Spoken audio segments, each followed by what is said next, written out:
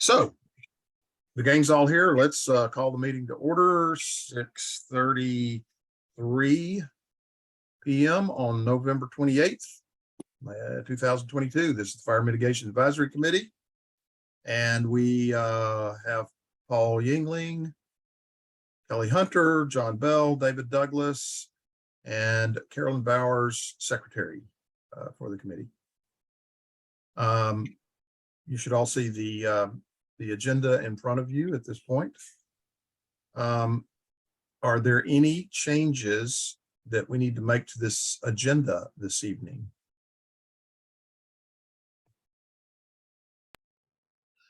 David, this is Paul. Just one clarification, and with apologies to the other members of the committee, I sent in that fire mitigation tip at late.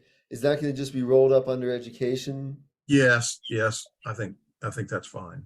Okay. Okay, so no changes is what I'm hearing. Do we have anyone who is not present but not on the agenda that wants to speak tonight? Hello, Mayor Dixon, by the way. Saw that you joined. Howdy. Okay, nobody wants to talk tonight. Minutes from our last meeting, I distributed those a week or so ago, I think, for everybody to get an advance review. Thanks, Carolyn. You're doing a great job on those minutes. Thank you very much. I did not see anything that I wanted to change to. What about any of the others of you? Okay, the only thing I'm a little worried about is if it goes, because it goes in the record, and that is that I highlighted in yellow, where I missed, I wasn't sure if I had the correct name of the organization or if it was spelled right, that sort of thing. And I don't know if that's in and there was a vote on the consent agenda. Well, you know what? I changed those things. Oh, you did? Oh, I did. Okay, well, we're gonna need to make changes to that.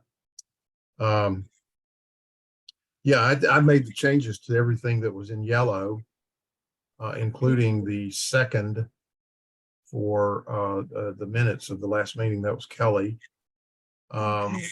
And then where you have Furman, and I will make these changes, and it's FURWORM, which is an acronym that's FRWRM.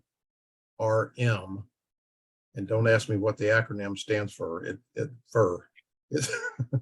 It's Forest restoration. I'll look it up. I'm gonna try harder. I've been really busy, so I've been kind of rushed. I'll try to. Okay, and then Pikes Peak Office of Emergency Management is correct. Okay. And if we receive a grant, El Pomar, you have El Pomar correct. Okay. So, yeah, sorry. Okay. I Well, know thank I you. made the corrections. I must have sent Nate the wrong one of my corrected documents. That's okay. Okay. Thank you. With that, anyone others want to point out anything that they feel needs to be changed? Not, we have a motion to accept the minutes with the changes we just reviewed. Move to accept. Second. Do I have a second? Second. Thank you, Paul. All in favor? Aye. Aye. Okay. John, Kelly, all in favor? Okay. Aye. All right. So the number one item on our list for this evening is to talk about the CUSP grant utilization plan. And CUSP has, two grants. We talked about that, furworm and the other one, the state grant, that totaled 81 acres of land to be remediated. To date, 13 and a half acres have been completed. And CUSP at this point is looking for some guidance and input from the town of Green Mountain Falls as to what acreage we would like to identify for remediation to utilize those funds. And of course, we've had many discussions about utilizing the funds to do rights of way in town, and that is a total of 13.9 acres, I believe. Nate had done the work on identifying that. This map that you have in front of you right now, the green area shows the work that's been done by CUSP on Thomas Trail, that dark green. And then it also shows the Dewey Mountain open space remediation, which was done with the Historic Green Mountain Falls Foundation. And then the sort of orange color was done on the HBO Wallace Reserve. And then we have some private parcels around town that are sort of that magenta or pink. And then we have the Falls Avenue parcels that were private homeowners participating as well, I believe.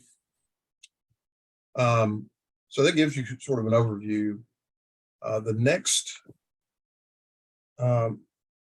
map we have here is all of the rights of way throughout town. That is the acreage that we will be meeting on December 5th. I think everybody has been copied on that. We will meet with Becky, Adrian Knight.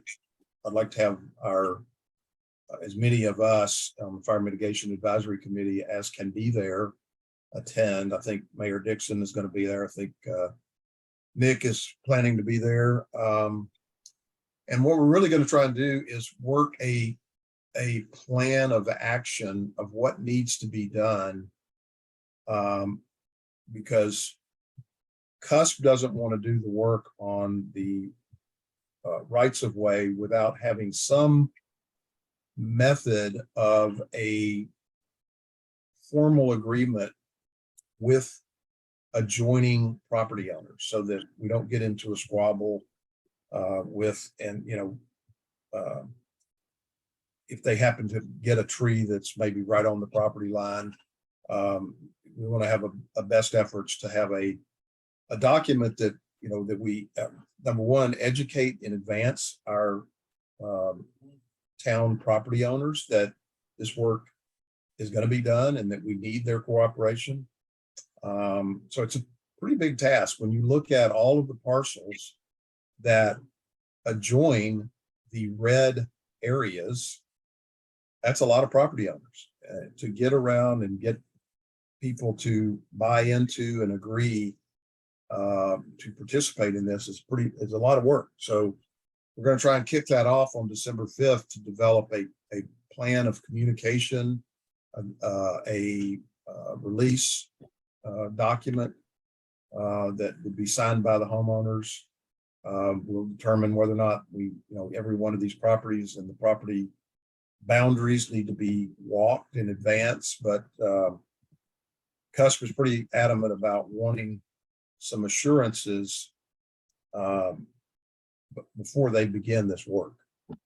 I think this is in my opinion, this is one of the best things that we can do with this money in town that will open up some fire breaks around town and up around where John lives, where you see Mountain Ave and that area. There's a lot of work, and John's told me that he looks at it frequently and can see that there would be a big benefit to having some of that work done. So this is sort of information only, but this is another map. This is where Nate did the calculation of the acreage that would be covered under the if we remediated all of the town rights of way. So what this does, in my opinion, is this project really gives even more urgency to having a good way to contact people. I think it reinforces the need to have a good database of property owners and contact information, and which is, I'm glad, something we're already working on, and we'll talk about more tonight. But I guess at this point, what I wanted to do is bring everybody up to speed, see if anybody has any questions and comments as to whether or not you believe this is a major priority that we need to be moving forward on, or not.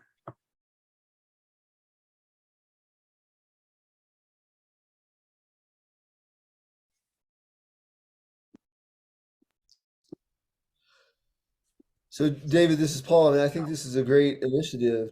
To clarify, is it that the fire mitigation committee would take on that role of notifying property owners and basically serving as an intermediary? No, I mean, we certainly would be involved. That's the purpose of the December 5th meeting, is to try to work out what needs to be done and who is going to be responsible for doing the work. We could certainly be part of the solution, but it has to be a coordinated effort that really needs to follow a plan that is agreed to by the town of Green Mountain Falls and its elected and elected officials and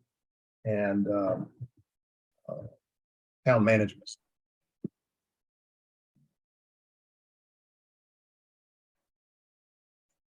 But yes, I would expect that we all should plan to have some level of involvement in this project, because frankly, I think it's an all hands on deck sort of thing where we're going to need a lot of people to help us do this.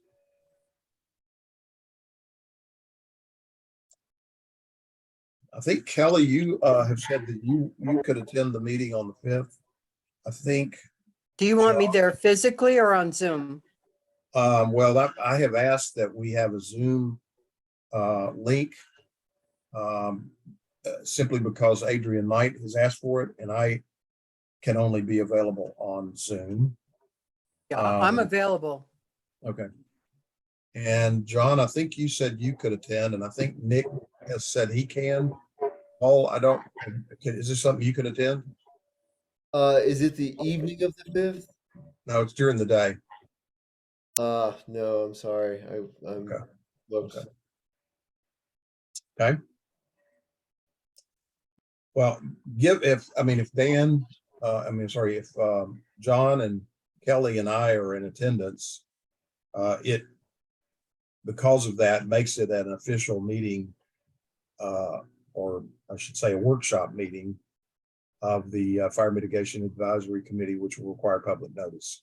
So.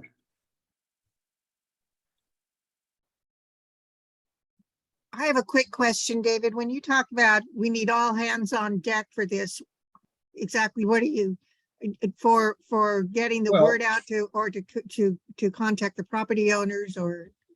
Yeah, I mean, I think that the task of educating the public on what we're doing is significant. You know, messaging that, all of the different forms of communication, whether it's, you know, person to person, it's email, it's you know, any number of forms of communication. We're going to probably have to meet with some homeowners. I think CUSP would really like to walk the boundaries, or at least have a good map that represents that all of the boundaries have been identified. I don't know how practical that is, but it may involve some of us having to get out in the field at some point before the work begins and walk property lines and try to meet with property owners. Okay, It'd be ideal if we could try and tie markers onto trees that may be on the line, or that CUSP thinks we should cut. I just think that there is a lot of work to be done that involves interfacing with the citizens of the town to Okay. make sure that people are on board. and thank you. And you also said that this December 5 meeting will require a public meeting notice. That is correct. Okay. Thank you. Any other questions or comments about the CUSP? So David, this is John. And so to answer your first question, whether or not, committee members, what their reaction and opinion is yes, this is important acreage to focus CUSP on. So I fully agree with that approach. Second point is there's a certain intricacy with the way these rights of ways fit between property, as you've been making note of. And with that intricacy, I'm sure there's also a slowness, not only of identifying property lines, but then felling trees, in a safe way, given the proximity of houses, et cetera. So has CUSP given any, I know they haven't, doesn't sound like they've walked the property yet, but have they given any feedback into how efficiently they can mitigate these these 13 acres? When you say efficiently, what exactly? Well, I'm assuming that when they're in the what they've done here recently around Thomas Trail, they can put up barriers, they can keep hikers away. They have a large range to work in and to fell trees in. So there's, they're not interfering with fences and other people's, property. So, but some of these rights of ways are narrow. And so they're going to have constraints in ways that they wouldn't in the open forest around Thomas. So that's what I mean, efficiency in how quickly they can fell trees and do their work, because it's for me, I would think that it'd be a little more technical, getting it,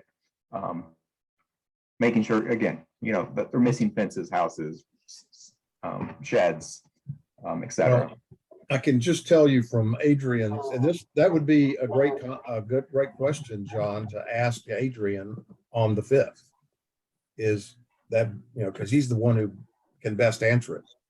In all of my discussions with him so far, he has said this will be the easiest acreage of all that's available in our, in the town that's owned by the town, because it doesn't have the complications of very steep slope. It's probably the shallowest slope that they can work. They have easy access by developed roads connecting, between. Most of these, as you accurately point out, are fairly narrow. So I think Adrian believes it would be possible to fell the trees and sort of cut them into bowls as they go, and they'll be easy for people. They'll be easy as accessibly for people who want to come and get the firewood bowls to burn, to burn fire. Right. Those are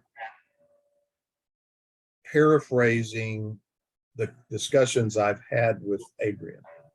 I think he can better answer, though, the details and the specifics of how dicey it may be to fell a tree in a narrow place and to avoid fences. But, you know, I've watched those sawyers work, and they are pretty skilled at dropping those trees exactly where they want them. Okay. But I do, that's a good question. Okay, so as I said, we have 68 acres that are available or remain that could be remediated under the 2 grants. This rights of way would do about 13. So you still have 55 acres that are available under these 2 grants that could be remediated. And one of the things that Adrian is wanting from us is to help identify other town-owned acreage that could be remediated, or that we would like to have remediated. And the issue becomes one of workability of the acreage. You obviously, you can see where they've already worked on in that green, dark green shaded area on this map.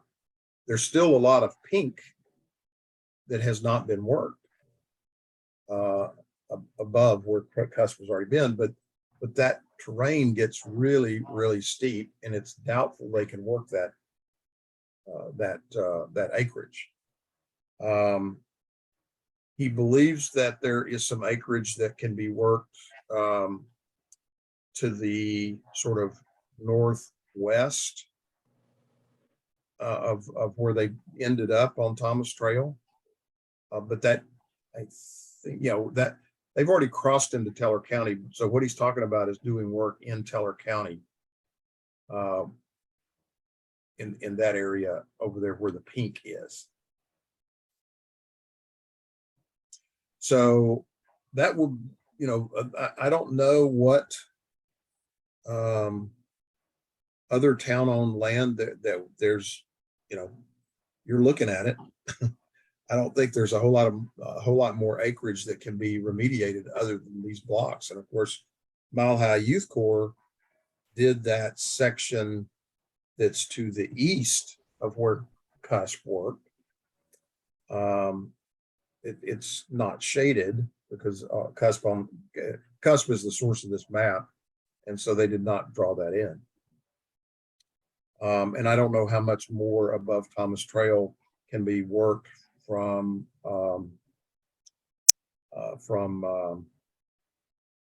where Mile High Youth Corps worked.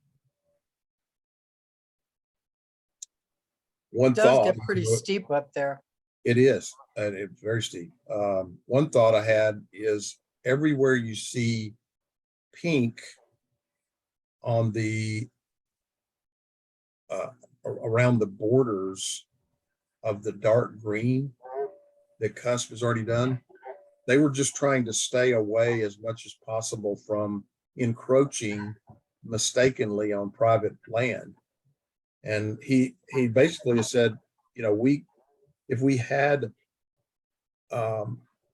certainty of the adjoining property lines, he would be willing to move further down and get closer to the private property. And I personally, some of that area is right behind my house, and I'd love it if they'd come on further down onto the town-owned land. So that would be another area for us to consider. Any way they might consider cottonwoods that are a bit of a nuisance. I mean, I think they're supposed to be cut down within 80 years. I think we have a lot of 120-year-old cottonwoods all along the creeks where that triangle area is, and around the pond, maybe behind the pond, between the creek and the pond. There's a lot of material over there. Any way they may consider something like that to get rid of a lot of those I think trees? as long as it's town-owned land, that they are willing to, remove anything that we identify. Yeah, Can I there's a lot. ask a question? Why did they have to be cut down after 80 years? It's not like, they get so huge, right? It's not like an oak tree. It's a very weak, spongy tree. And, you're going to see a lot more coming down here probably this winter just from winds. And it's a very weak tree. They grow large, but it's definitely not an oak. It's Yeah. a very weak tree, and they suck up all the moisture. And, yeah, it's a difficult thing. You're going to probably see a lot of that debris on the ground throughout the town. There's a lot of brush too, all along the creek. A lot of ground fuels. Might be something to consider, just to get rid of a lot of those nuisance trees. Those cottonwoods they're not good trees. I think that would have to be identified by town management. I think there are a lot of issues that come into play there in organizing and managing that. First and foremost would be just like Kelly's reaction.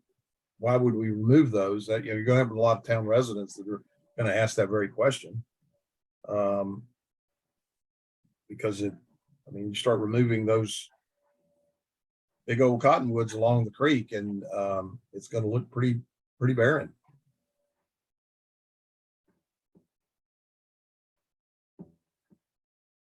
David, back to your question of additional acreage. Can we coordinate them to work on private land at all? There is money under that grant available to private landowners. That is not included in the acreage that I've been quoting here tonight. That is outside of that. So when we're talking about 68 acres remaining, that is 68 acres of town-owned land. There is other money available under these grants for private property owners.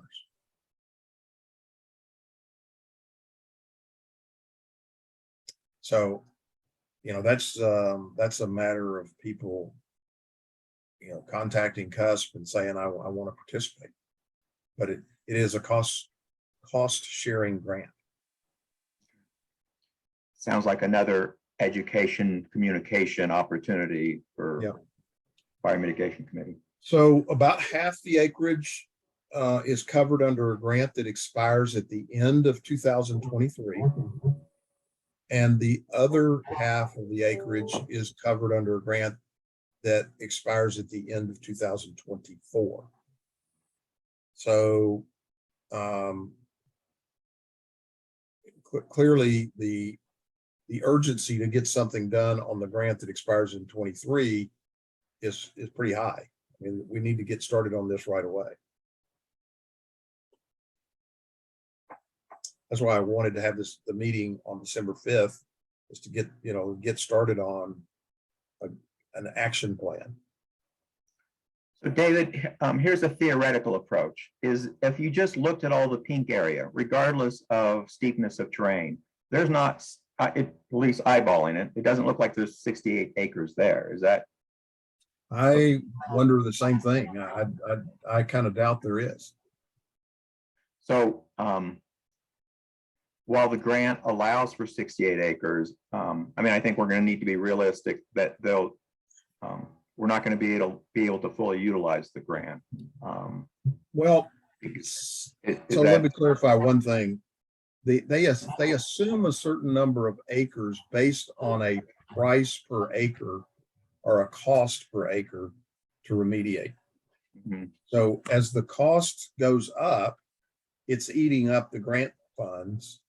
But if you move into the steeper terrain where the cost goes up, you can do fewer acres because you're moving above the dollar cost threshold that the grant was based on.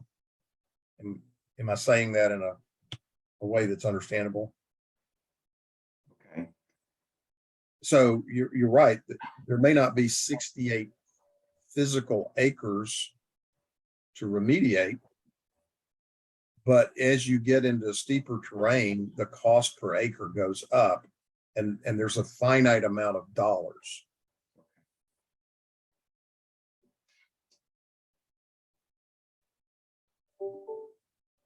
So.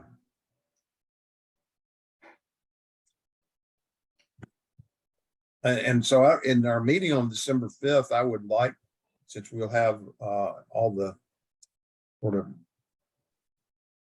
powers that be in the same room, I would like to address this issue of the workable acres outside of the rights of way with Adrian and have him give a little bit more input to that.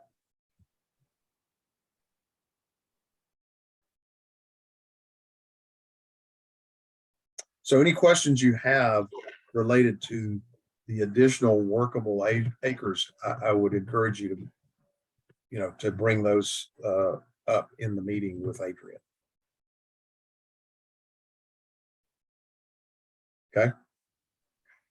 Right. Any further discussion on the CUSP grant funds available? Okay, let's move to the education program update and recommendations. What do we have from our education personnel? Well, I was able to contact Corey Tanner, and she's with the Red Cross, and she sent me an email. She says, Kelly, so good to talk with you today. We offer 3 different preparedness programs for students, each highlighting home fire and wildfire safety. Kindergarten to 2nd grade, Prepare with Pedro. It's a 30 to 45-minute preparedness program for students that follows Pedro the penguin and his friends as they learn how to be prepared and take action during an emergency, taught in an easy to understand storytelling style. And each student receives a Prepare with Pedro storybook. For 3rd to 8th grade, it's the Pillowcase Project, a 40 to 60-minute presentation that covers local hazards, coping skills, and personal and family preparedness through a learn, practice, share framework. All students receive a printed pillowcase to decorate as their go bag for emergency preparedness, as well as a workbook. 9th grade and up, be Red Cross ready. A 30 to 40-minute presentation designed to teach people how to prepare for and respond appropriately to disasters such as home fires, wildfires, tornadoes, etc. She says these short programs are great learning opportunities that can help our children be better prepared for the unexpected. We also offer, and I thought this was fabulous, we also offer the installation of up to 3 smoke alarms in homes for free. We have bed shaker and strobe alarms for deaf and hard of hearing individuals for free as well. We will install using an appointment-based schedule. For example, we can choose a few days when we can come up to install at a number of homes. It's about a 15-minute process. She says, I'm excited about the opportunity to partner to make your community safer. I was so delighted to get to talk to her. And then also I had contacted Steve Murphy and asked him about, some of the programs we were talking about doing. I had said, as part of the FMAC education, I was wondering if you'd be available to discuss an idea I had about fire safety awareness. We would like to have ongoing, ongoing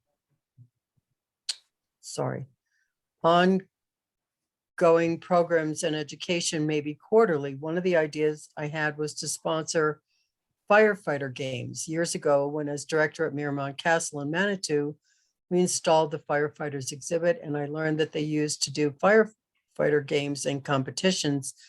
I just think that sounds like the coolest thing, would attract people to watch and also be an opportunity for awareness and education. Dan suggested that I go to Steve. So Steve responded, he said, the fire departments in El Paso County used to do this. The injury, risk, and liability factor killed it off. We tried to revive it a few years ago and got zero interest from the local departments. 2 departments in Teller County got involved in a lawsuit over an injury that happened at a similar event, and there hasn't been any interest since. So that's where we're at on those 2 situations, but the Red Cross is very promising. And I So what do you have as a supported, proposal for us, Kelly, in terms of a program for 2023? so what I want to do is I reached out to, as you know, to Jackie, the principal at the high school, and shared that information with her, sent that email on to her so that she can, when I give her the go signal, because I wanted to talk to you guys first before I did anything further. She'll send an email out to families if they want to, and their kids to participate in this stuff.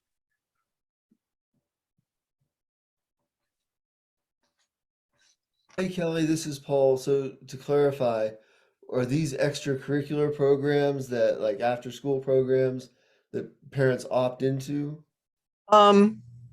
It sounded like these were programs that would be during the school day, but some of them could be done after school. And I know that, I don't remember who it was, it may have been you, Paul, that said, you were looking for the emails just for Green Mountain Falls. But you know what? If Green Mountain Falls goes up, Manitou, Cascade, Chipeta Park, they all go up. If Manitou, Cascade, Chipeta Park go up, we go up. So it's really, I think this educational opportunity should include everyone, Yeah, not just Green Mountain Falls. right. I've just put up, can everybody see this email that I have? I'm supposed to be sharing. Is it sharing? Yes. Okay.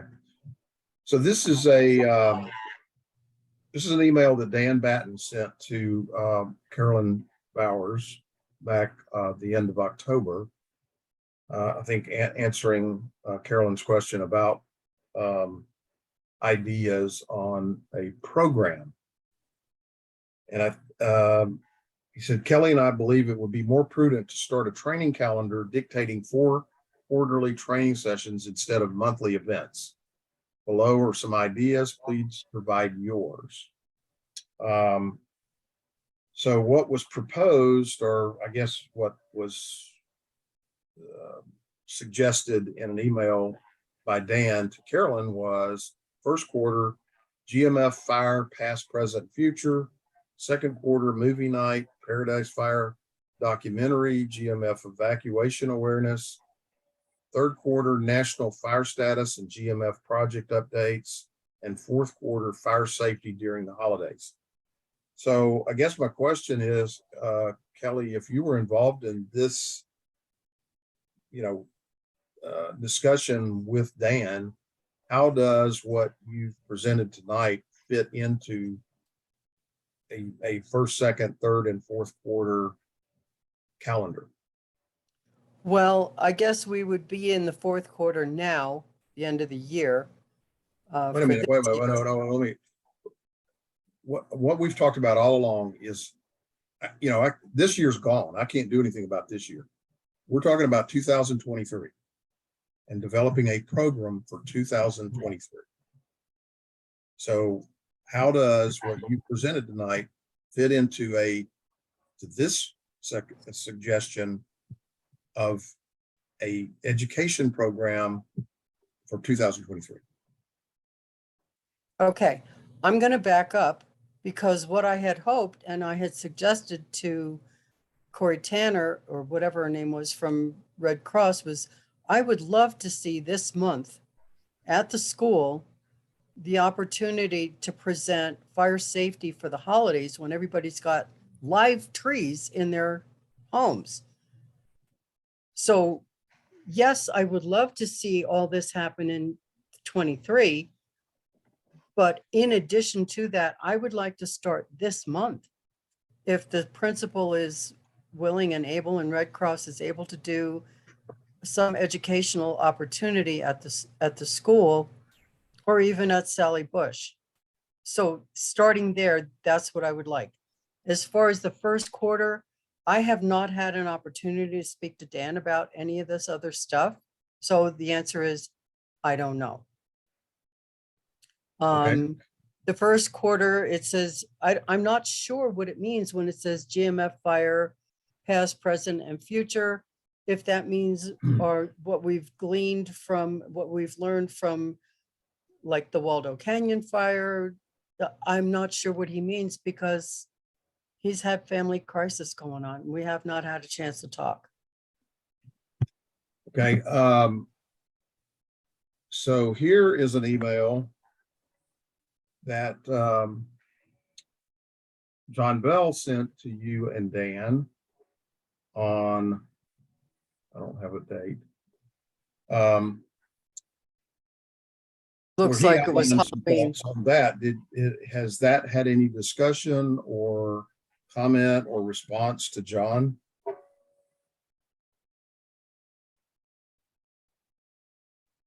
To John? No. John, would you like to go over this email of your thoughts about how to approach an education program? Well, all right. Thank you, David. So first off, coming into this extremely fresh and without having privilege of seeing, previous ideas and plans that had, been developed. So that last email you showed me from Dan, that was interesting to see and had some good ideas. So, looking at it completely fresh, first off is trying to define what is the strategy, what if we had an education program, what is its intent, what is the strategy? And so I was considering, a couple of ideas here. One, consistency of message. I think that's one of the things that we learned when that October 21st meeting occurred at Town Hall with the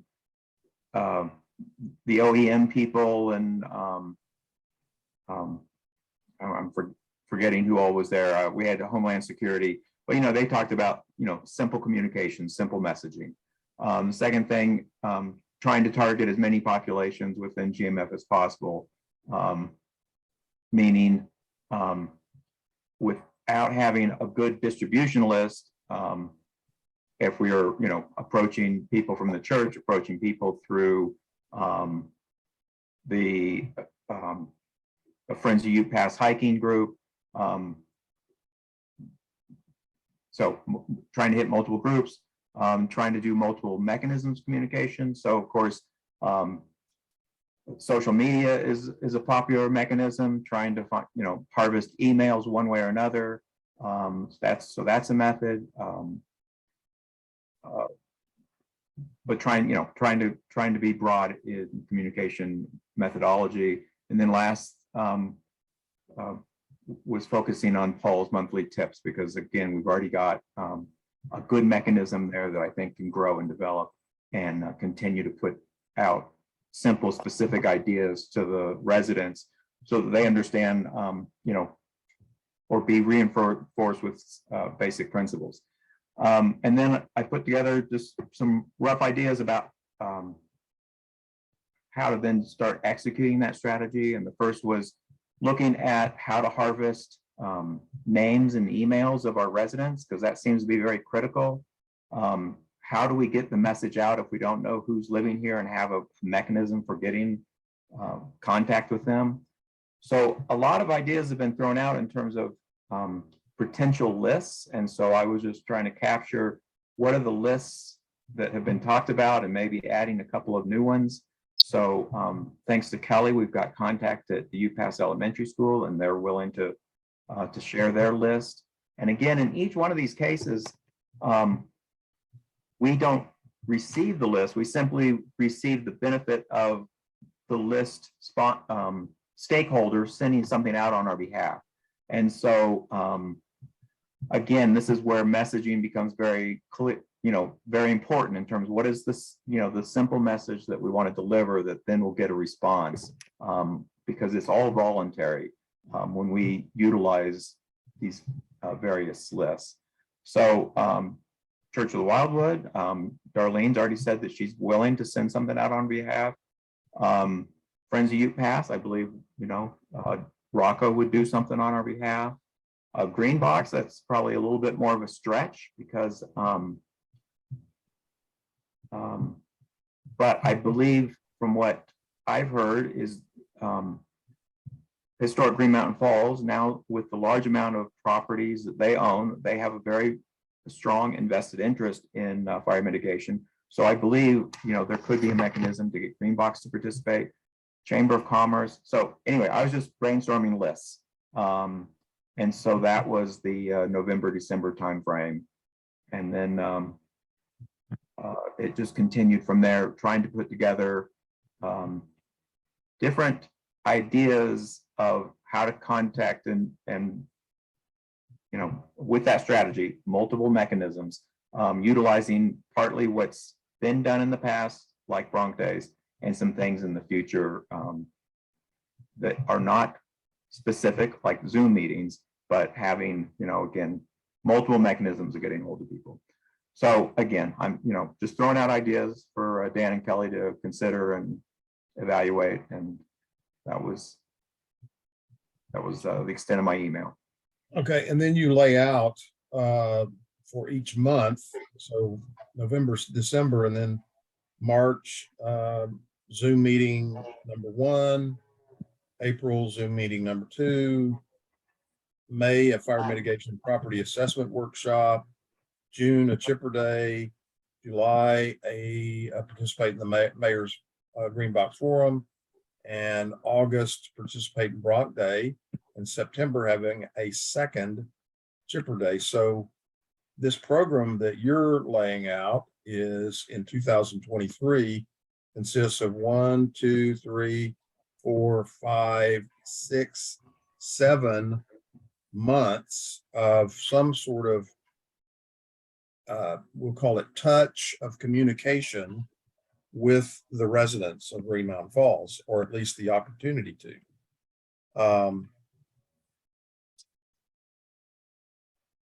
I mean, from my perspective, going back to Dan's email to Carolyn, doing one, I think doing one education or communication program per quarter, that's 4 times a year, I think to me feels a little on the light end.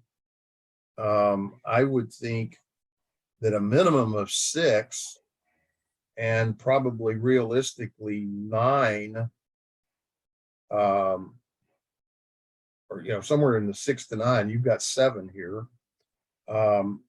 Definitive outreach programs of some kind, and that doesn't really even, I don't know, did you encompass in here the Paul's week monthly tip of the month? Is that in here?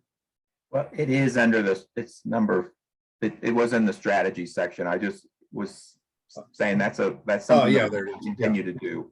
Yeah. Okay. So conceivably, we could have a tip of the month every month, and then we could have a program, starting in March, that would take us all the way through the summer and into September. So any thoughts on this outline that John has put together from the other committee members? Well, I think it's a great outline, and I think it has a lot of really good ideas in it. But as Dan and I discussed, and we've already said, we thought we might make people start You know how, like, if you give them too much information, they start to zone out? That was our only concern and why we suggested that maybe we do something quarterly instead of monthly. We want to be able to keep them engaged, but we were concerned that if we were throwing something at them every month, they start to not pay attention. That was our Well, only so- concern. And I But hear every you. 2 months might work. Hmm. That might be a better plan. I think you're right. If all you're doing is presenting information. But in the case of the March Zoom meeting topic being getting a good mailing list and kick off a block captain program, to me, that's beginning to really engage people beyond just sending out an education piece. It's saying to people, we need to develop a program where people are going to watch out for each other. Yeah.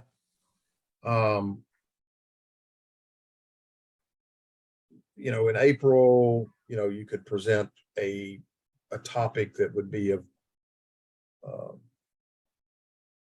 a broad appeal across the whole homeowner base. And then in May, a fire mitigation property assessment workshop, to me, addresses the other major priority that we have, which is developing the assessment program. And Chipper Day, I think, was well received, and I think, again, we're not inundating people with information. We're basically saying, here are activities that we are putting on as a town to engage you and have you participate with us in fire mitigation. So I think it's a good variety of reaching out to people. And I think it kicks off the November, December timeframe, and building our database is of paramount importance. And I hear what you're saying. UPass Elementary is not going to give you the list. They're simply going to let you use it from a standpoint of they will send out information that we might like to have sent out. The same is true for Church of the Wildwood. The same is true for UPass Trails. But John, you had another idea on how to engage people by handing them a business card with the QR code on it. Yes, so, and let me back up with that, David. When I interviewed to join fire mitigation, when you and I had a conversation, you said something to me that sort of stuck in my mind of, I asked you one of the things that you wanted to accomplish, and you were like, get residents to take personal responsibility. Right. And so part of this is, trying to get people to recognize in a soft way. I think Chipper Days is a soft way to say, hey, here's a way to participate, raise consciousness without preaching. And so when I was trying to think about, okay, how do we contact people? How do we build this database? One idea was a simple business card that on one side, it basically made the appeal in sort of one or two sentences that says, Green Mountain Falls doesn't have a comprehensive list of residents. If you want to help, yourself, your neighbors, and your community, please choose to, opt in to be part of the resident database. And then the other side had, you might have to remind me, David, I forget what the other side was. Oh, it was the Everbridge. So one was, be counted or something like that. And the other was, I forget, again, I forgot, but the other side would say, you know, here's a way to get listed on Everbridge so that you're contacted or be contacted. Maybe that's what it was. So a simple business card that we could all have in our pocket, and we run into our neighbors, walking the dogs or picking up the mail, and just say, hey, have you, you know, are you part of the town database? And give them the elevator speech of why it's important, not only for them, but for their neighbors and for their town. And just see what sort of response we can get. Again, simple messaging. I think that's really key to me, is that we need to have a simple, clear message that we reinforce in terms of what is most important to us. And I think right now it's getting the word out and knowing who our neighbors are and who would have the need for evacuation assistance. So that was the business card idea, David. Well, what if we did that? I think that's a great idea, but what if we did that maybe in addition to that on a flyer and just mailed it to everybody in town? And I think that's, so I'm still confounded. Kelly, yes, absolutely. If we have email or addresses, and this is what confounds me. And I asked David this the other night, is I know when planning commission gets applications for something that requires neighborly notice, let's say a short-term rental, that there's some mechanism where neighbors get a letter, correct? But I don't understand why at the same time the town has a gap in not being able to have a comprehensive mailing list. And I have talked to Becky, and it's something that they want themselves. They have their own needs, you know, let's say a water main goes out or whatever, where they want to notify neighbors and they don't have that ability. So there's a conflict here that I'm not knowing how all these pieces fit together. But on the one hand, I know there is some notifications that occur. And I also know from Becky that they wish they had better mechanisms for communications. So Kelly, yes, but how does that happen if we don't have a comprehensive list? Or maybe I'm just not in the know of a comprehensive list. Well, there's, other organizations get mailing lists. Where do they get them from? I mean, we certainly get enough flyers when it's politics. And so I had a conversation with Becky on this topic. And so she's on board. She wants the town to have a comprehensive list. And of course they want to manage it. Personally, I'm fine with that. She was going to do two things. And this was about 10 days ago, so I need to follow up with her.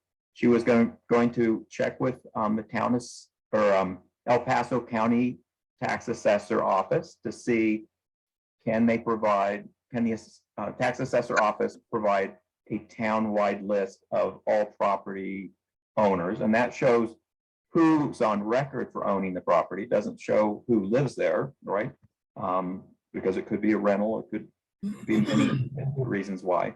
And then she was also going to see with the county about voting registration records and whether she could get them to harvest all the names of registered voters within Green Mountain Falls.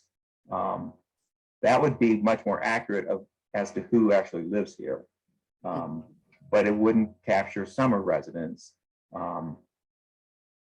So Kelly, you're asking a great question. I don't know why I get so many political flyers and how they found me and why the town can't. So great question. One of the things that that Pastor Darlene said to me a couple of months ago when Nick Donzello and I had lunch with her and we were brainstorming, she said the most effective way to engage the public is through personal one-on-one communication. You can call, you can mail, you can email, but there is nothing like a tool like seeing somebody, like John said, run into somebody at the post office. You got a business card in your hand. Hey, let me tell you what we're doing, Fire Mitigation Advisory Committee. We're trying to get a complete mailing list of our town residents so that we have a way to communicate with you in the event of an emergency. Here on this card is a QR code for you to go and it'll take you right to a document that you can fill in the information. It'll automatically populate they're going to respond to that more because they know you and trust you than they're going to respond to some email that came out from the Green Mountain Falls Fire Mitigation Advisory Committee. I mean, I totally agree with Pastor Darlene. I think she's dead on right.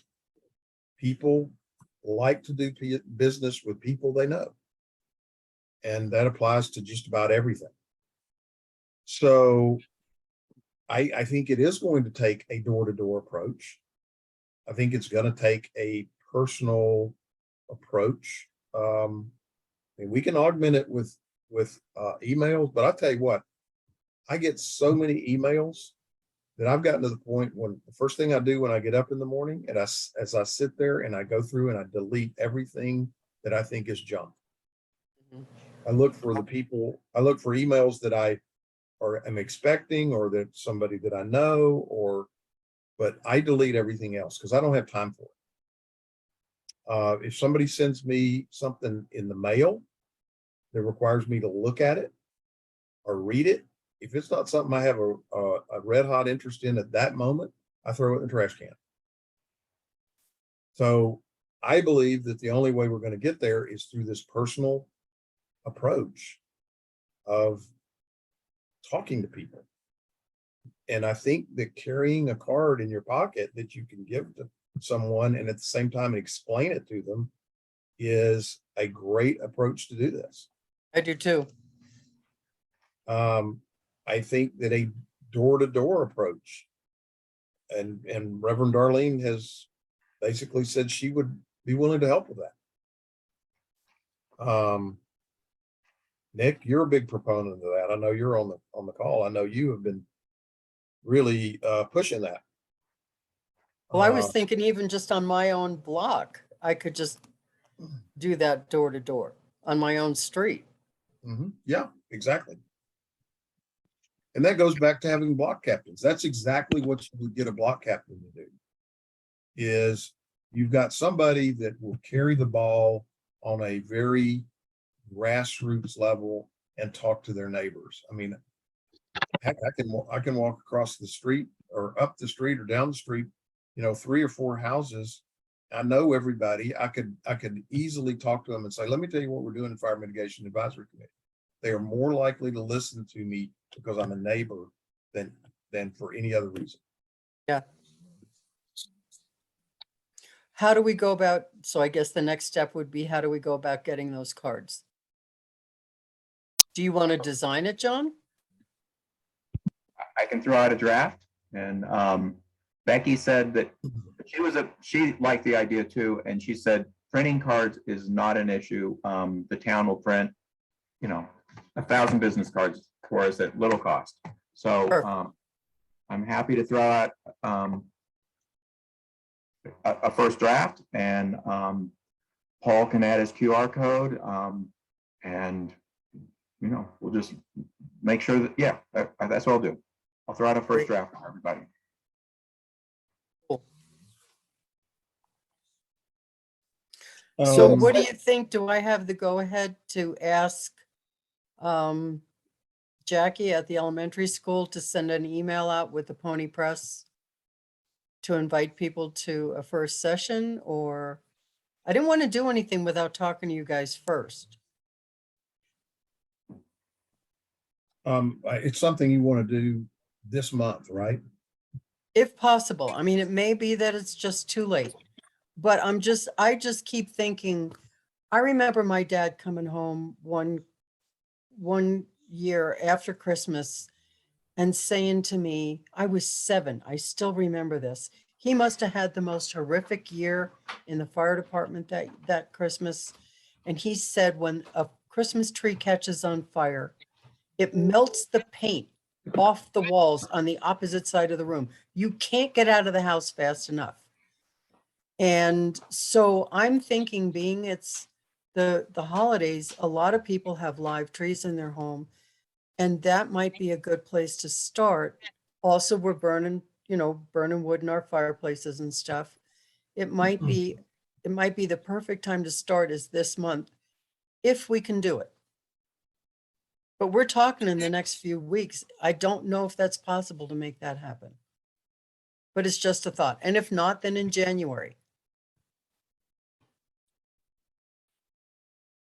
Because although they don't have Christmas trees, then they've still got their fireplaces going. So David, can I jump in? Yes, please, Paul. So to kind of synthesize, I think we've got a lot of terrific ideas on the table, and I think they're individually excellent. I'd propose that we kind of create a mental model that actually leads us towards particular actions. The mental model, I think, is engage, educate, act. And all these efforts have to lead towards a specific action. So to build on a couple of points that Kelly and John have brought up. So January and February, we're engaging, create block captains, recruit them, designate areas in the town, and have a door-to-door campaign to educate people on fire safety, on fire mitigation.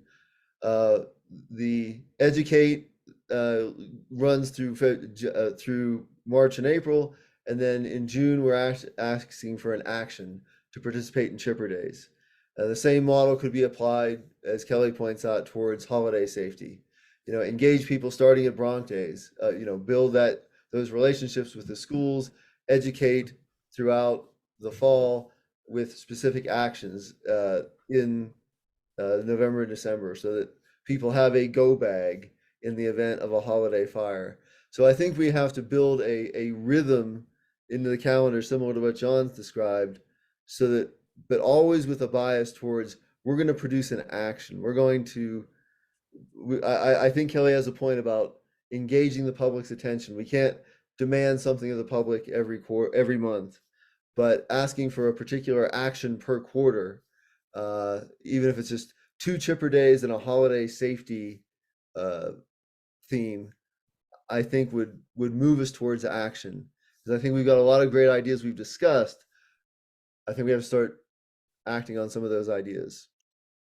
Would it be possible to have a Chipper Day after Christmas for people to bring their Christmas trees? And I don't even know if you can put a Christmas tree in a chipper. Oh yeah, Oh, absolutely. Yes. yeah. Those things are And full. that's an opportunity to interact also and hand them a card. Yeah, and the key is a Chipper Day. It's not a day or even a month. I participated as just one of the workers in Chipper Day last time we did it, and the number of people who came out of their houses and said, "I didn't even know this was happening. Can I drag my branches down the hill? Will you guys just wait one more minute?" So I would say if you're doing a Chipper Day, you're doing 2 or 3 months of engagement and education to tell people, here's when the date is, here's how big a tree you can put in there, here's how you stack the wood so that the crews can get to it. It's actually not a day or even a month. It's a couple months of education to have that one successful event. And I think we can't emphasize how much it takes to get the word out so that people actually are aware of these events. One-time announcements don't do it. You've got to engage people for a couple months just to have that one successful day. But what if we put a notice up on the board outside the post office and put something in the post office and said, the chipper will be down at the triangle across from the pool on such and such a day if you want to bring your tree? Kelly, yes, and yes. Not enough? Yeah, well, no, it's exactly right. But yes, and the Facebook and the church and door to door. You need a multimedia campaign because no one medium is sufficient. If you want to, just having a successful chipper day, just to take one example, is a couple months of engagement, using every means you can imagine to get the word out. Some people still won't get it, but you'll be more successful. And I think that kind of sequential approach, engage, educate, act, towards a couple, 3, 4 big events per year would be a successful program. And maybe that's something for next year then instead of this year.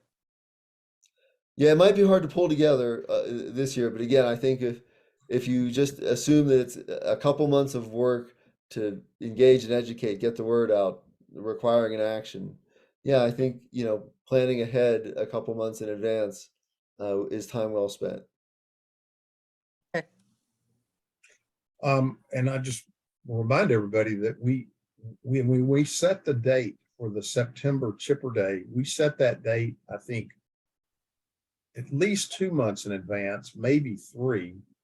And there were multiple communications that went out to the residents of Green Mountain Falls, including a flyer that we handed out at Bronc Day, including posting it at the post office.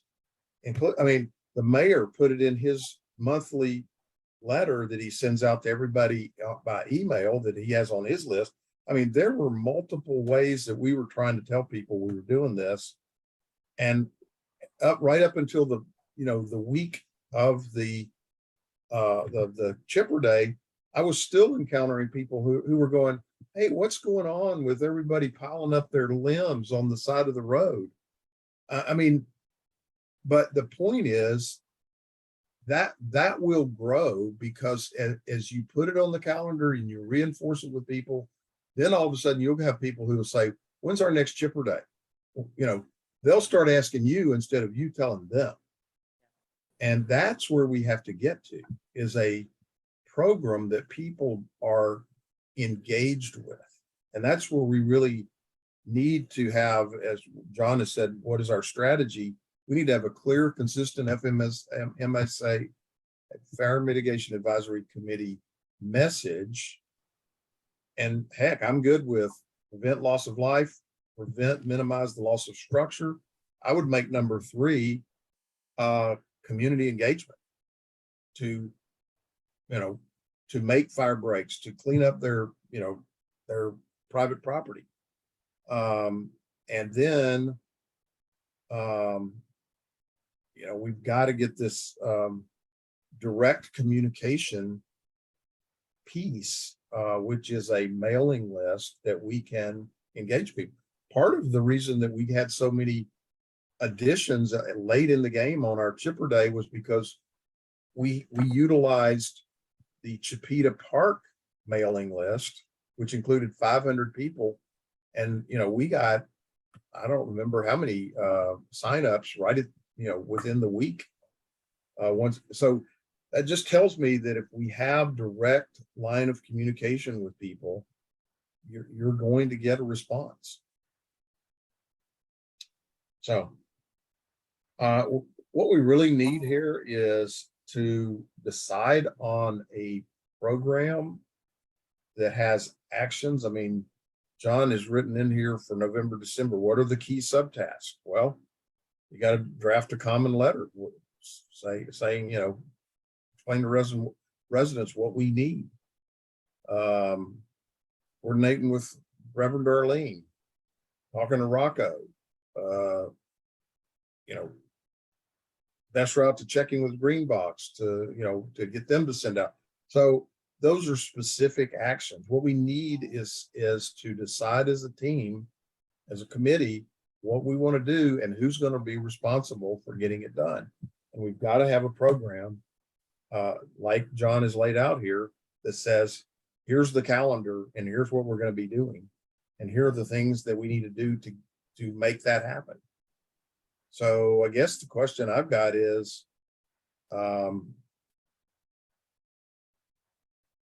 we need somebody to just be the leader of this piece and just drive this.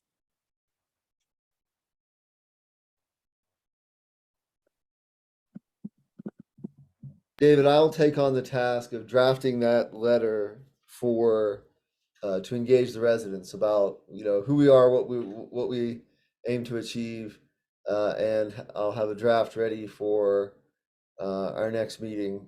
Sooner if we think that would be useful, but certainly by our next meeting. Okay. And then are you thinking we take those letters door to door? Yeah, I think that again, multiple means. Yeah, put one in every mailbox, go door to door. As John points out, that consistency of message, reinforce the message. If we do the business card approach or calling card approach, I think that as well. So again, yeah, multiple media to get the word out, but certainly, yeah, door to door and by mailboxes. I really think that personal communication, the door to door, is probably the most impactful.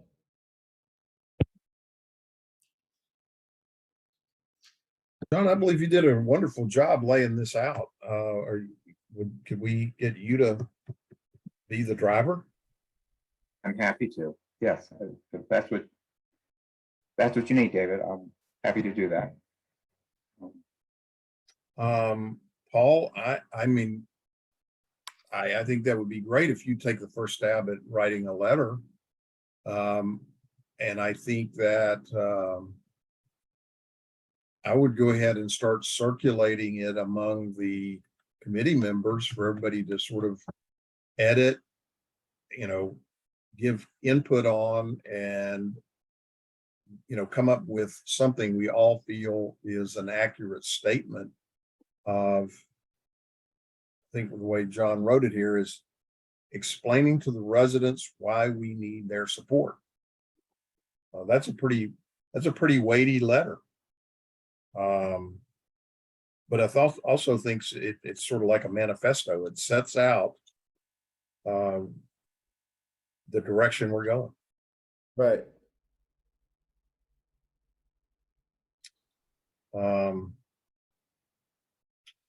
So John, what would you do if you were going to take what you've written here in this email and start putting it into action? And what can we do tonight that makes this more official or makes a series of things more official? So I've heard a lot of good ideas, and I like, I like what Paul said about how we move to action. And I think that's really important, is that we're getting the right messaging, consistency of message to educate, to move us to action. So I think one thing is making sure that we're agreeing on what actions we're moving towards. I think that would be key.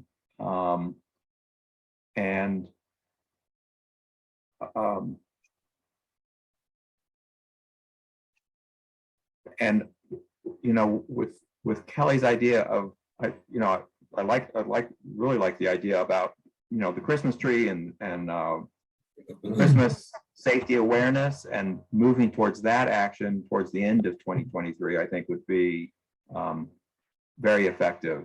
But I think to answer your question, David, is getting us to decide what actions we want to move towards. And I'm going to propose three things. I'm going to propose getting people to move to the action of voluntarily being part of the database. Okay. Getting people to move towards chipper days. I think this is a simple one, but it furthers our, how we're helping people help themselves, right? Because I got trees I want to get rid of. I've got, and my biggest problem with my piece of property is, how do I get rid of them? I can cut them down.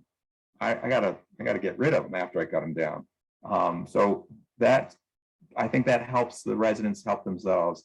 And then the third action, same idea, but a little bit broader, is people who cut down live trees, you got to get rid of them. And if we can make that easy for people and then further educate them about holiday safety I think that's a big win. So that would be my proposal. Getting us to agree on 3 actions, and that's my recommendation. And I think I'll go ahead and contact Jackie tomorrow at the elementary school and Corey and see when we can get those two together, the Red Cross and the school, to decide what they want to do with programs at school for the children. But then also maybe contact Darlene and see if we can do a program there at Church in the Wildwood. Because, you know, Kat would still be with us if she'd had one of those bed shaker things or something like that instead of dying in that fire last year. So that's another potential action, is getting, the Red Cross's implementation of smoke alarms and bed shakers. Yep. I'll get on that tomorrow then. What about the other elements that are here in your list, though? Well, I think, I think those help, following Paul's model, many of those things are also in the education component. So, it doesn't mean you don't show up at Bronc Day. It doesn't mean you don't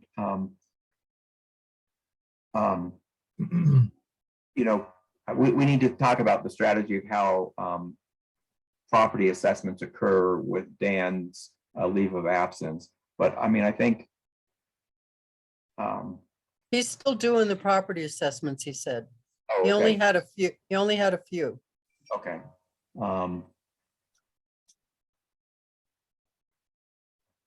I think we can still move, I think the first action of getting people to voluntarily, get onto this database still involves block captains. I think what you're saying, David, in terms of that personalized messaging, the personal appeals from your neighbors is going to go a long way. And I think there's a lot to be gained with block captains if we can, as part of that action of getting people to voluntarily join the database.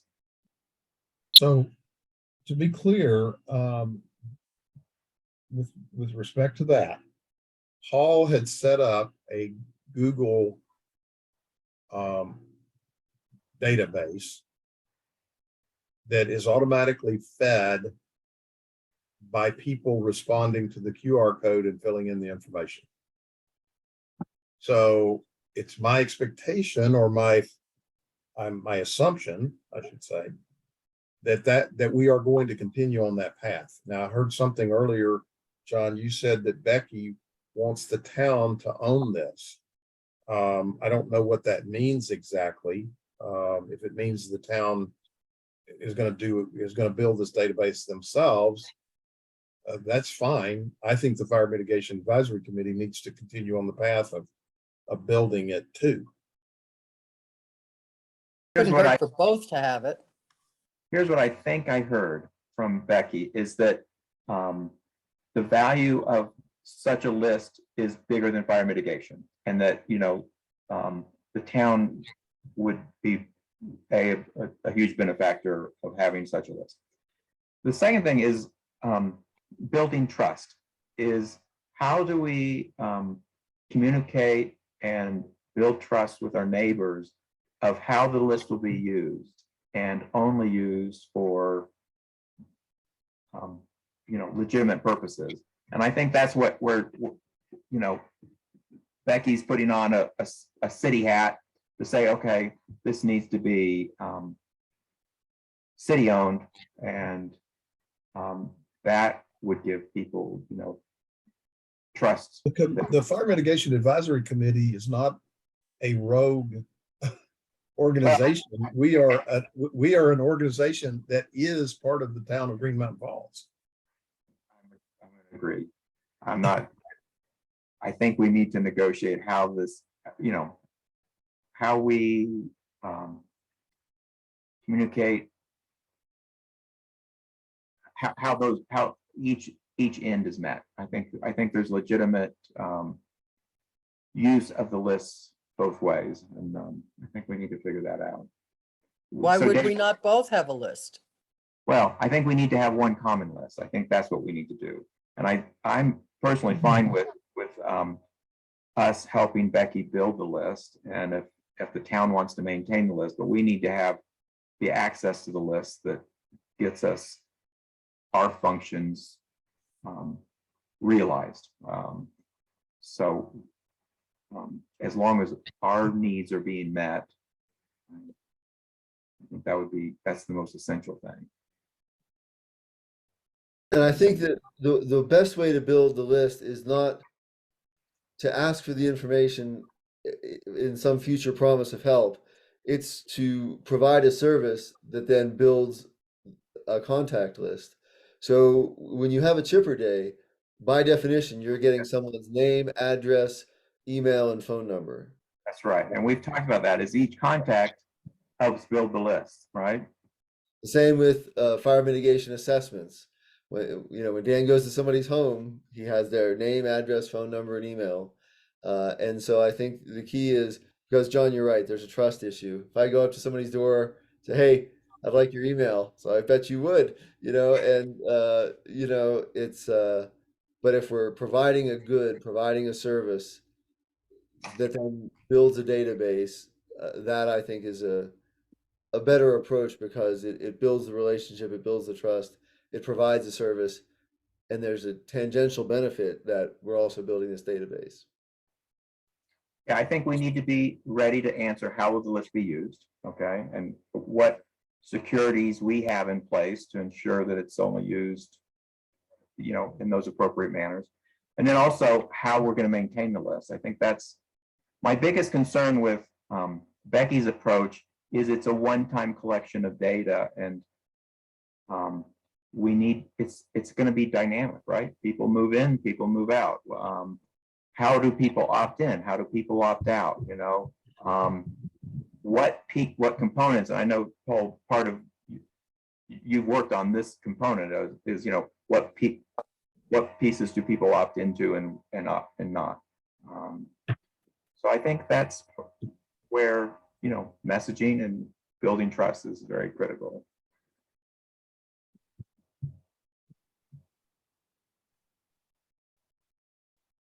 Okay, so John, you said database, chipper days, Christmas tree education at the end of 23.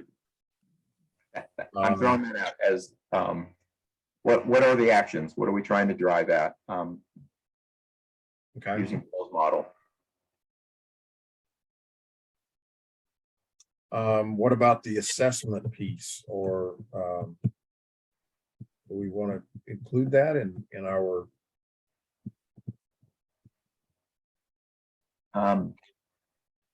Okay, so Kelly reports that Dan will continue to do assessments. So we have, not only is he going to do the assessments already scheduled, but we can continue to schedule assessments. Is that correct?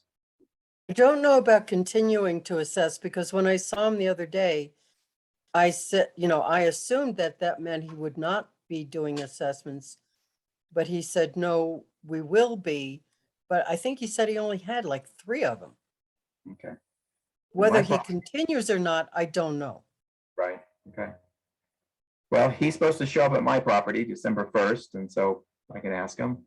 Well, maybe you can pick his brain a little bit about. Yeah, because I think that's an important capacity that we need to ensure that we continue to have. Okay.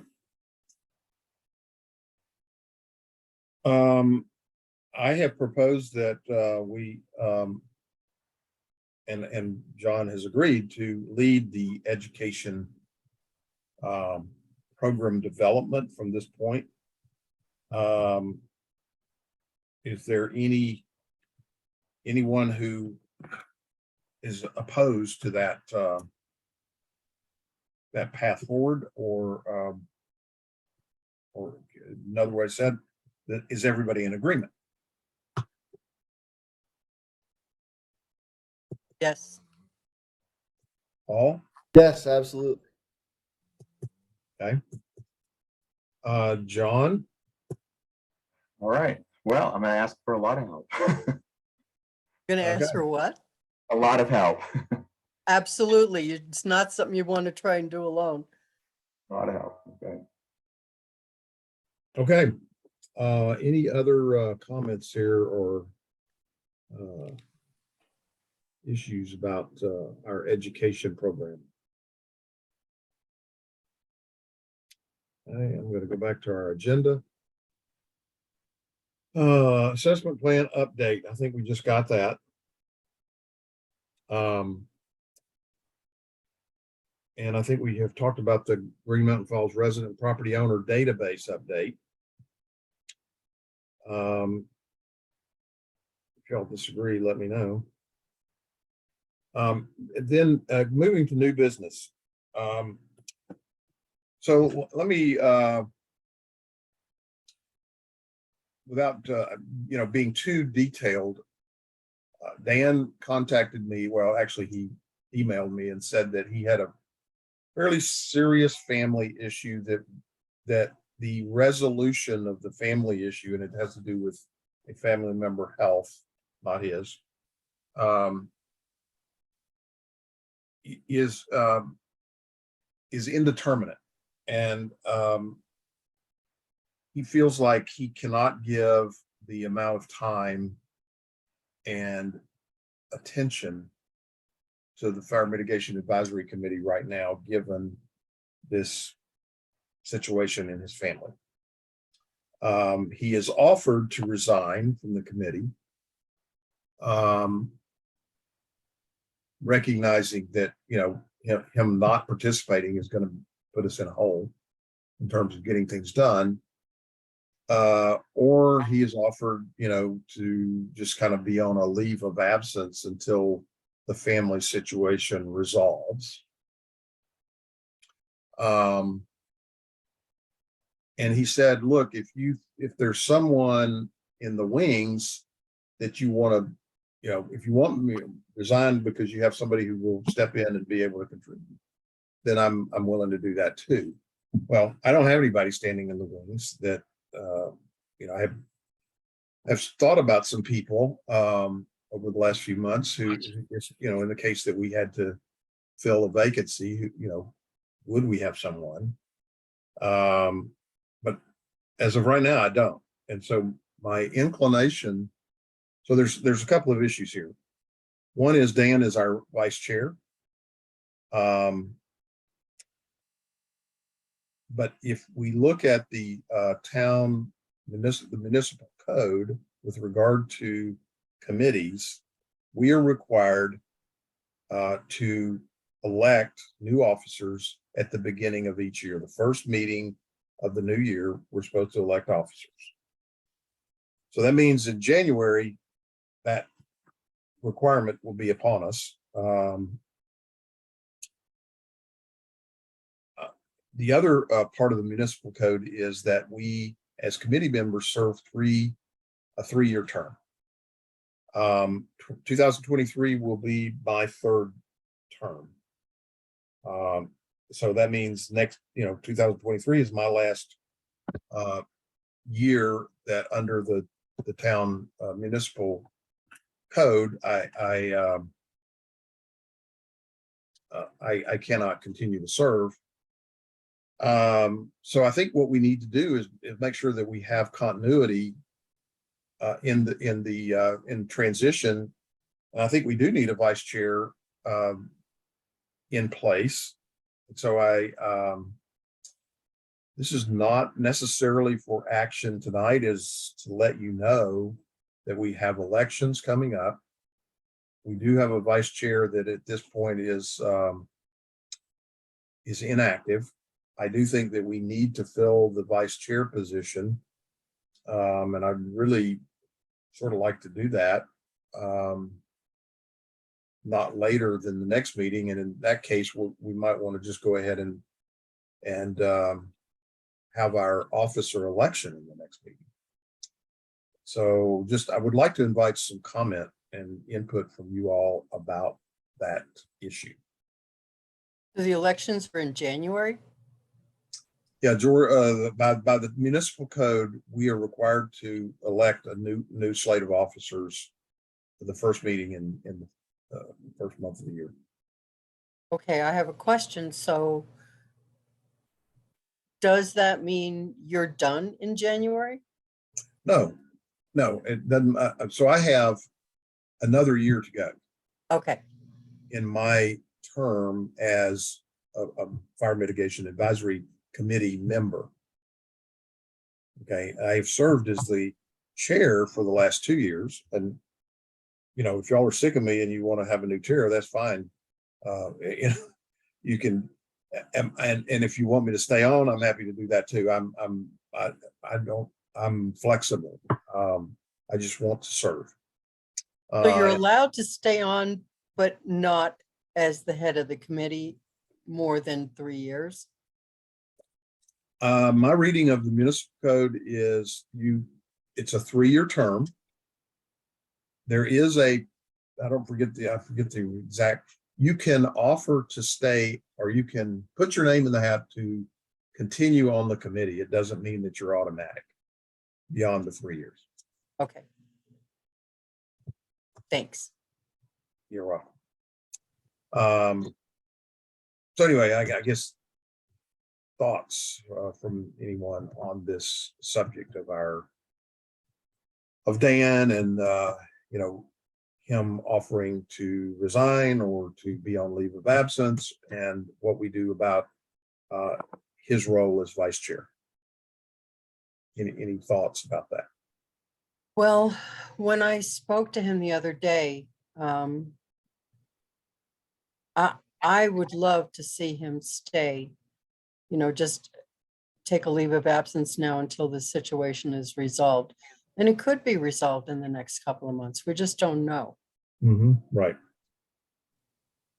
Because oh my gosh, his input is so valuable. I would hate to lose him. Right. So your vote, Kelly, would be that we accept the leave of absence sort of pending the resolution of the family issue. Yes. Okay. John? I agree.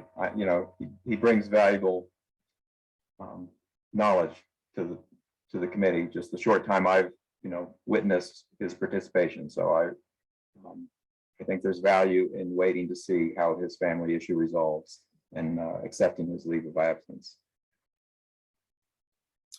Okay. And Paul? Yeah, I agree wholeheartedly, David. In fact, are we ready for a motion?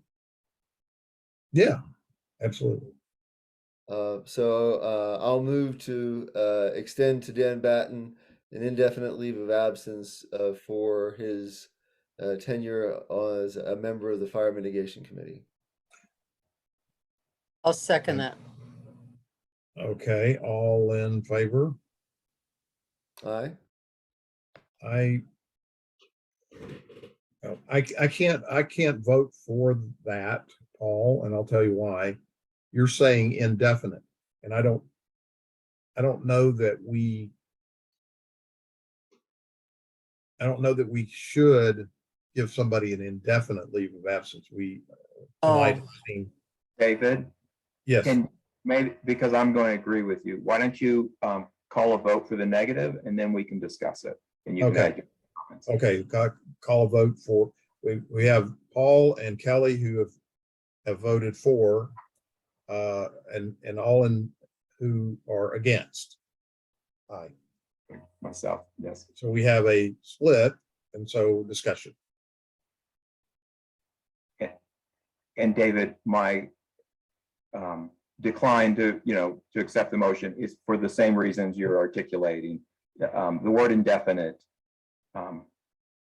is, I think, needs to be qualified to be a certain number of months. And don't ask me the right number, but I would accept 4 or 6, but indefinite seems too indefinite. Or we can revote in 3 months. But I would like to move beyond the word indefinite. I would be in favor of establishing a 60-day leave of absence, and at which time we would consider the situation and vote again. That would be, Is that your motion? yeah, that would be my motion. 60, or would we be better with 90? Well, I would like to have, so let's just say that, you know, in the next 60 days, which would be the end of January, Dan has more clarity about his situation. And he says, look, I think, you know, things are looking like I can come back to active duty, you know, within, you know, by the end of March or by the end of February, whatever. You know, in 60 days, we could vote to, you know, say, yeah, that's great. We'll keep the position open. But if he says in the end of January, look, I'm not sure when this is going to resolve. I have no idea. Still on the fence. Can't give you a good answer. I mean, at that point, we may say we really need to move on. Anyway, I just think we need to give ourselves the ability to not be locked in to too long a period. That's my view. But you know, if there's a strong view towards 90 as opposed to 60, you know, I can go that way.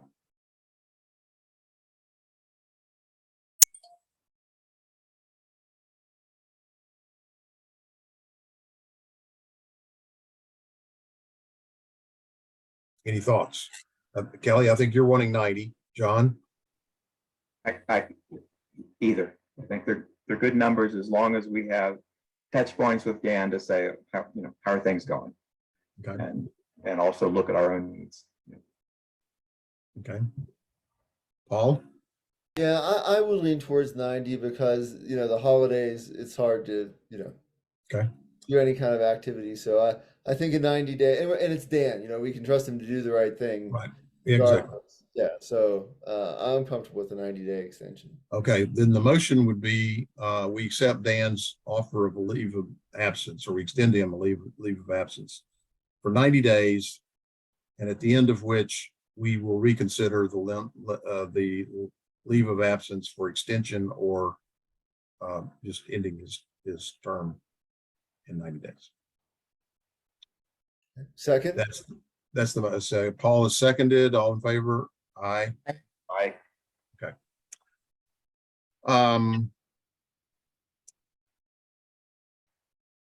When we come to the next meeting at the end of December, though, I would like to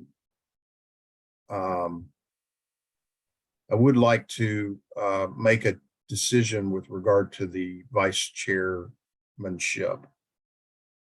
So that is something for discussion in the next month. And we need to make a decision on that. Before we move on, I did this to you last time, Paul. I'm not going to do it again. You prepared the December tip of the month, which we were supposed to cover in the education discussion, and I let it slip by. You want to present that to us right now? I'm kind of Yes, let me see if I can call it up. I'm going to stop sharing so you can.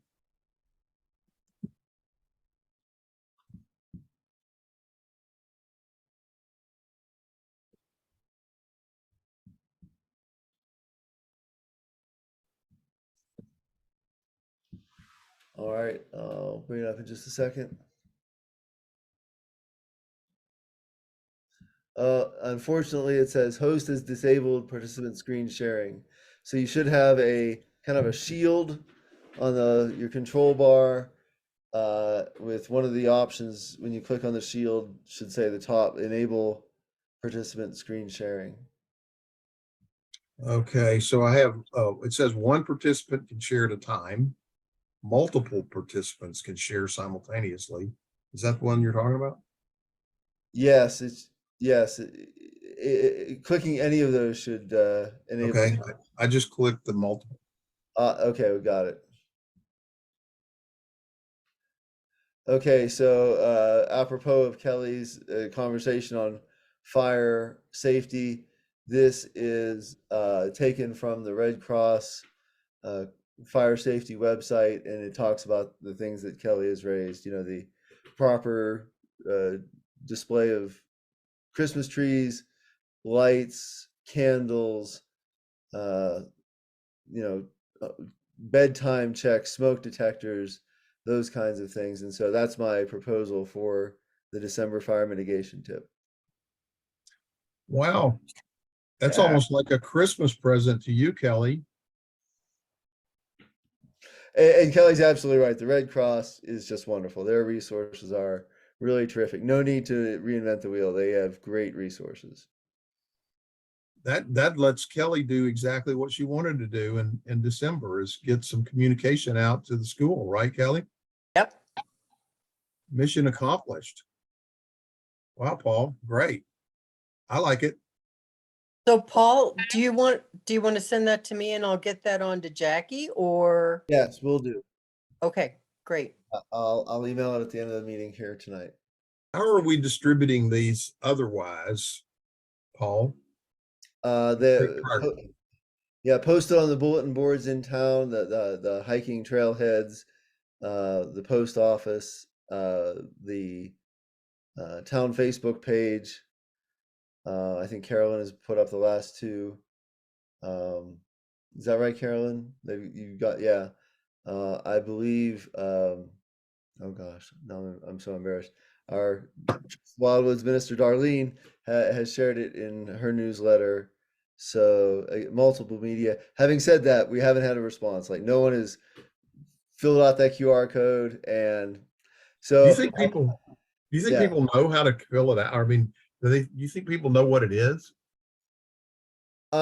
It's probably more likely that yes, they do, but sight unseen, it may be one of those trust things that Yeah. why am I doing this? What's it going to do to my phone? Where's my information going?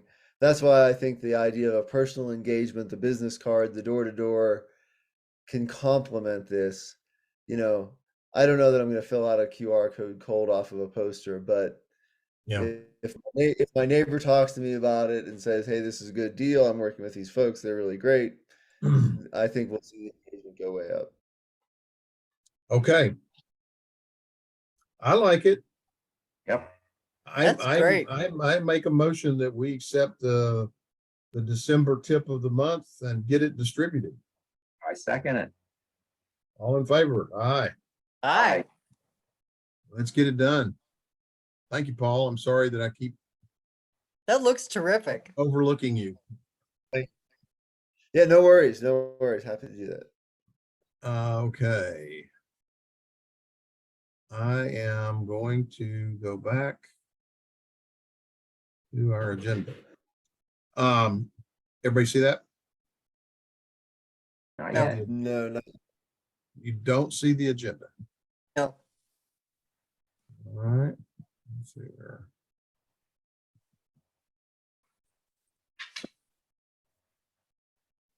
Screen share.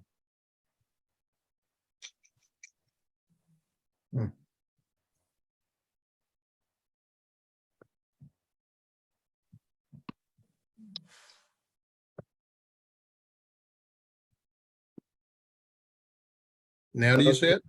Yes. Yes. Okay. All right, final, next thing here on new business, our job description from Fire Mitigation Advisory Committee members. That was actually on our agenda last time and I completely overlooked it.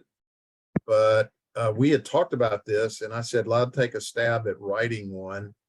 And I did not attempt to put this in a formal format. I just thought, okay, I'm going to put down a bunch, what I think is important in considering someone for membership on the Fire Mitigation Advisory Committee.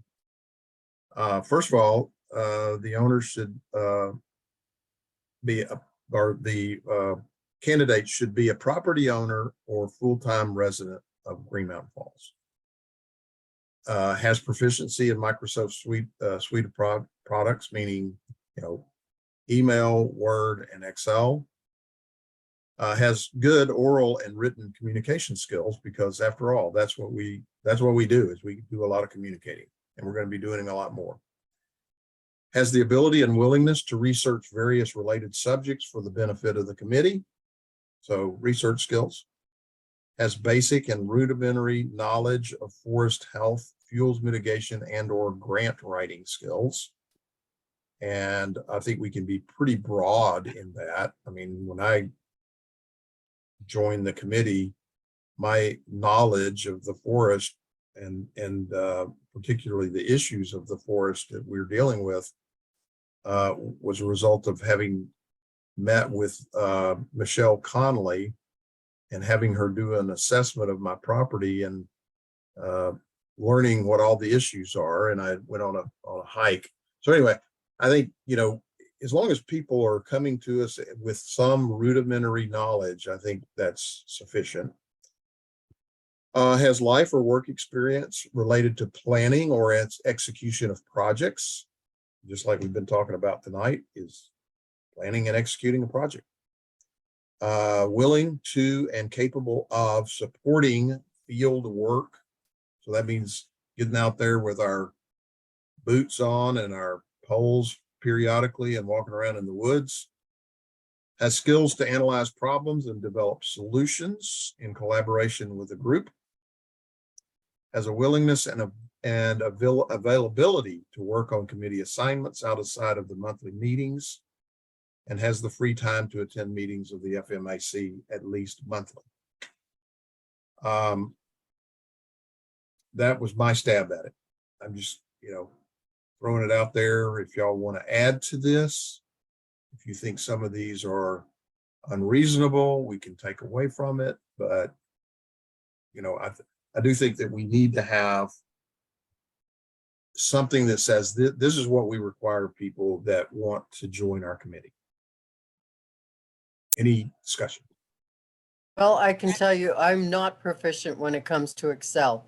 I learned it years ago, and then when you don't use it for years, there's a lot of it I don't remember. Well, I guess we'll give you a pass, Kelly, because you're already on the committee. Here, I thought you were. This is forward looking.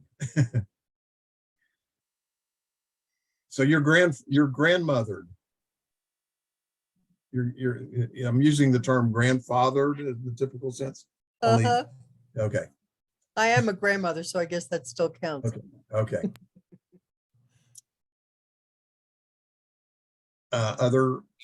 Anyone have any comments? Do we feel like it needs to be put into a more,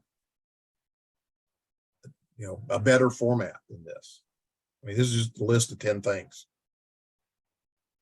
Looks good. I mean, It's simple, it's straightforward, it's clear. And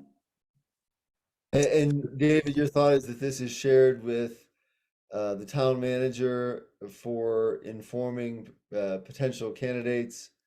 Here's what it would be expected of you if you join the fire mitigation committee. Is that the thought?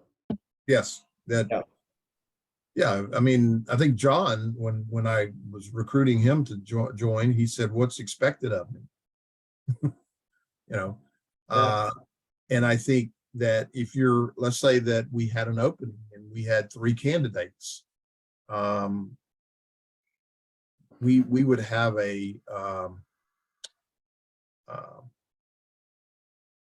we would have a very objective way to assess our candidates, as opposed to a subjective way of assessing our candidates. We could say, well, this person has 8 out of 10, where the other ones have 6 out of 10. I mean, so I just think we need some way to make a selection under any circumstance for the best qualified person.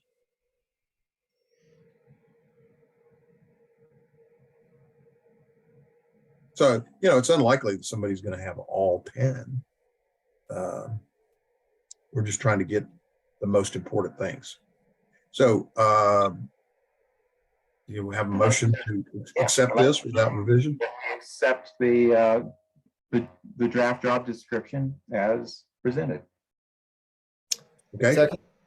Thank you, Paul. All in favor? Aye. Aye. All right. We have come to the end of our agenda, specifically, Excuse me, can I just ask who seconded that motion? that was Paul. Paul, Thank you. We're done with our agenda unless anyone has any further comment. Any of our guests, Nick or the mayor, y'all were awfully quiet tonight. Yeah, I'll chime in with something. I'm gonna go ahead and reiterate the cusp items in my newsletter. And, Okay. you know, we've hard got to it hear on you, our- Todd. Hang on a minute. Can you hear me now? That's a little better. Okay, so in my newsletter, I'm gonna basically reiterate the cusp item with the homeowners, where homeowners can contact them. We do have that on the website, so I'll put a link in. Okay. Thank you, Todd. Anything else? So action items that I can remember right offhand. Paul, you're going to write the letter from the FMAC to the public Yes. and circulate that. John, you are now our leader of the education communication initiative. I believe I also agreed to send out a draft for the business card concept. Okay. And in between now and our next meeting, we need to have some thought and discussion and be prepared to address the issue of a vice chair and probably a slate of officers that can be voted on for the upcoming year. Okay. Did I miss anything?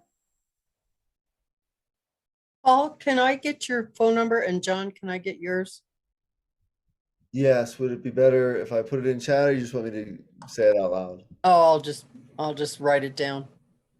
My phone is 719-368-0916. Paul? I Well, mean, John? It's 908-342-5927.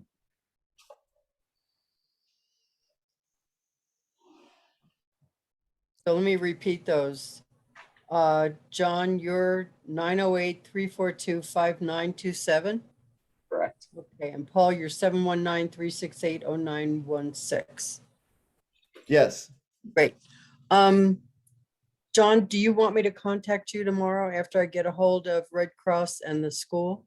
Please do. Yes. Okay, great. Okay,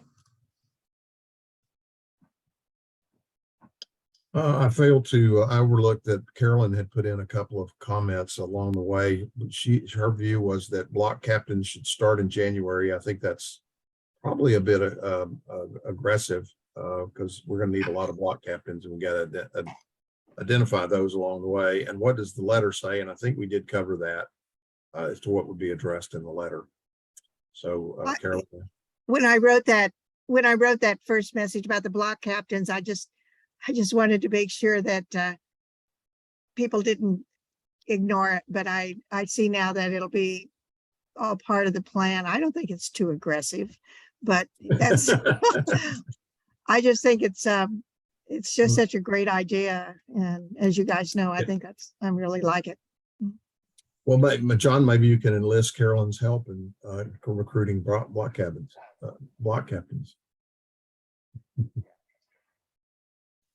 well, So and maybe if, she does not think that's aggressive.